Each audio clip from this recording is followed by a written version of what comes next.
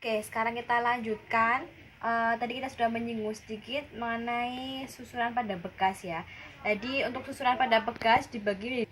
Oke, kita lanjutkan ya untuk materi selanjutnya berkaitan dengan susunan dari bekas yang pertemuan tadi ya kan, atau video yang tadi itu menjelaskan mengenai bahwa susunan bekas itu ada dua, yaitu secara seri dan juga secara paralel.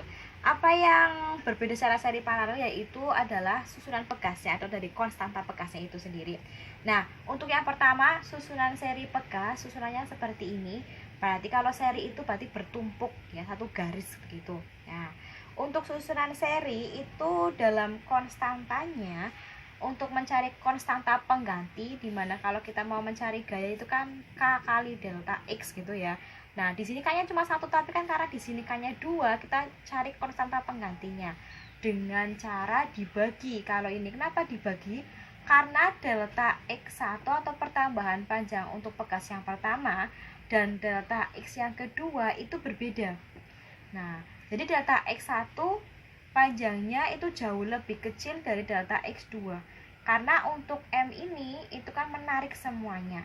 Sehingga untuk konstantanya pun dibagi. 1/konstanta seri itu sama dengan 1/K1 konstanta pengganti 1 ditambah 1/K2.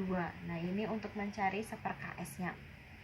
Baru setelah ini KS-nya dibalik gitu ya. Nah, terus dimasukkan ke persamaan gaya pemulih.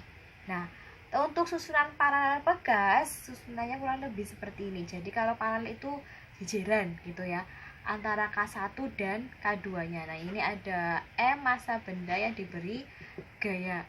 Nah, K1 dan K2 ini untuk delta X-nya atau pertambahan panjangnya itu sama. Karena kan nilainya sama dari awal, beda dengan seri. Kalau seri itu bertumpuk ya. Jadi kalau mencari konstanta pengganti pada paralel atau KP, tinggal kalian jumlahkan saja masing-masing konstanta bendanya, yaitu K1 dan K2. Ini karena ada dua. Atau kalau misalkan lebih dari dua atau tiga ada berapa, itu ya tinggal kalian jumlahkan saja kalau paralel. Nah, berarti nanti kalau sudah mencari KP-nya, itu gunanya untuk mencari gaya pemulihnya.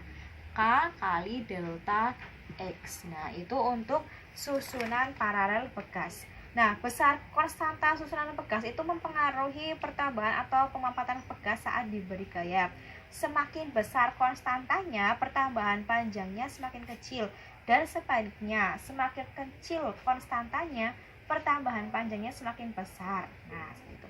Nah, untuk contoh soalnya akan saya sampaikan di pertemuan berikutnya.